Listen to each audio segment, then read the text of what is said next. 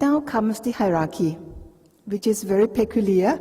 It's not there in Buddhism of the Buddha, but it is there in Thai Buddhism. You see the fan? Each fan means the status that you are climbing. Down here, common monks total approximately 300,000, and then you start with the first hierarchical step, which is called Jau Kun. Jau Kun of different stages. The first Jau Kun is ordinary Jau Kun. Then you go to Jau Kun Thep. Thep is from Sanskrit and Pali, Deva. Then you go to Jau Kun Raja. Then you go up to Jau Kun Dhamma, starting the name, the title with Dhamma, something, something. And then Jau Kun Prom, Brahma. We have Ajahn Brahma Wangsa. You will be confusing us, because once when you start climbing the hierarchy, you will be Jau Kun already Brahma. You are jumping 3-4 steps upward. And then you have the Somdet. Then the Sangharaja, the fan of the Sangharaja is actually the present Sangharaja, this particular fan. Sangharaja means king of the monks, king of the Sangha. And now in the Council of Elders, it's very much like the cabinet. You have the Sangharaja and then all the 8 Somdet, and then 4 deputy Somdet. This consists of the Thai monks' cabinet. Both Mahanikaya and Thammayut, the 2 Buddhist sects in Thailand, alternate. The title of the Sangharaja will alternate between these 2 sects. And this is the present Sangharaja. He is 94 years old. Now, what happened back in 1928? The Sangharaja issued an order forbidding Thai monks to give ordination to women. I don't think that applies to Ajahn Brahm, because Ajahn Brahm is not Thai. So Ajahn Brahm can give ordination to women.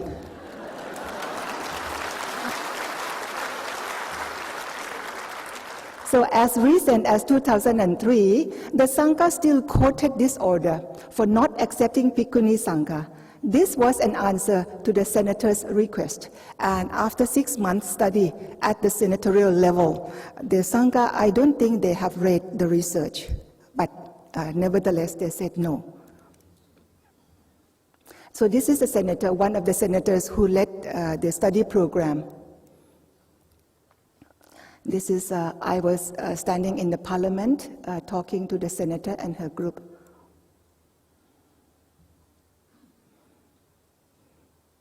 Now the trouble is the Sangha, because the Sangha comes under Sangha Act, apart from Dhamma Vinaya that the Buddha gave us, Thai Sangha also came under the Sangha Act. And the first line of the Sangha Act says that Sangha means only Bhikkhu Sangha.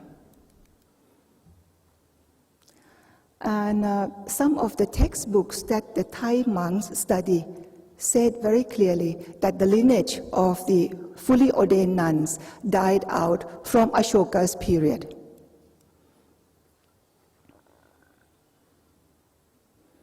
This is just to show you the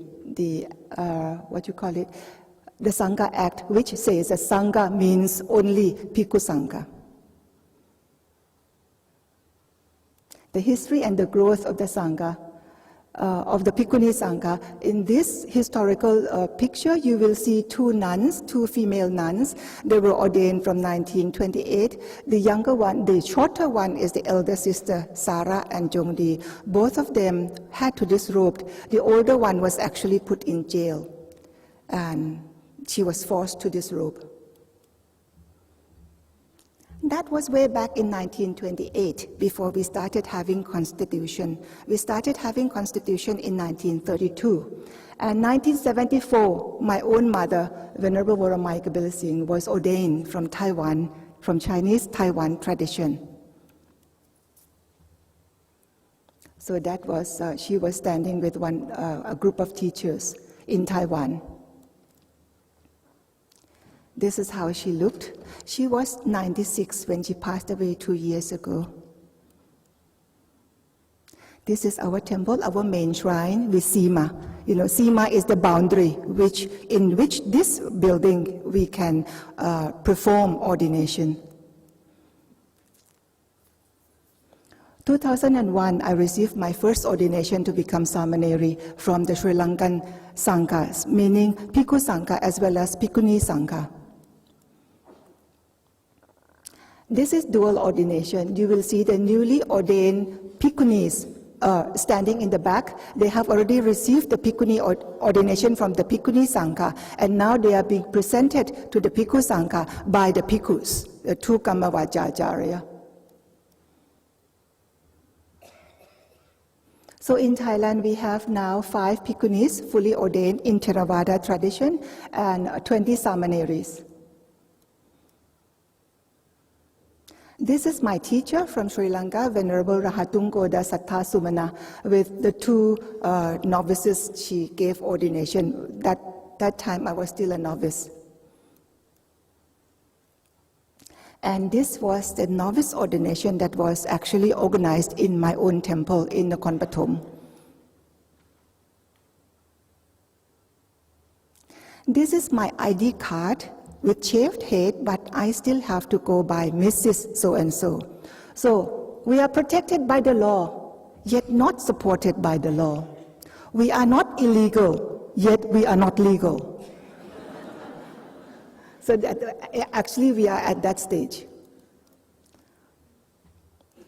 It was very cute, they told me when I had my ID card made and I told them that I would like to have the title of Bhikkhuni. They said, "Oh, Venerable Mother, we don't have the computer code for it."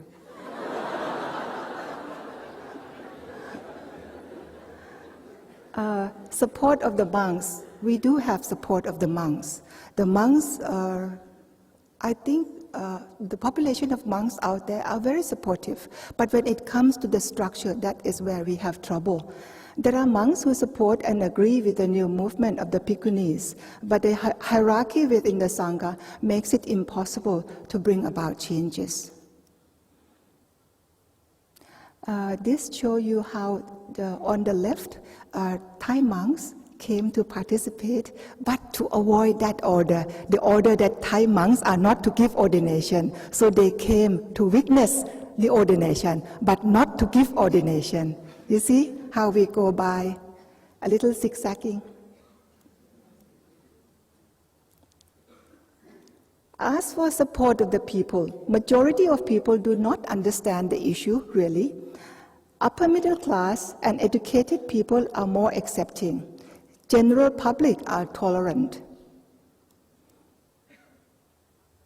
This is when we go out for alms. We receive very good alms round, and people really support. The people in the back of the temple, around the temple, now they are very familiar with cameras. So when we have cameramen tracking us down, they would be asking, which channel that the news will appear so that they will follow the channel. But now they get to go to Singapore, they get to go to different parts of the world, so. This is at the robe offering ceremony.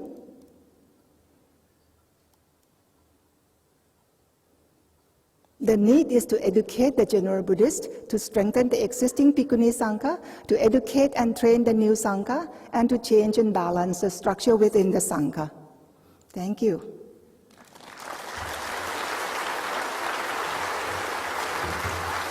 Thank you.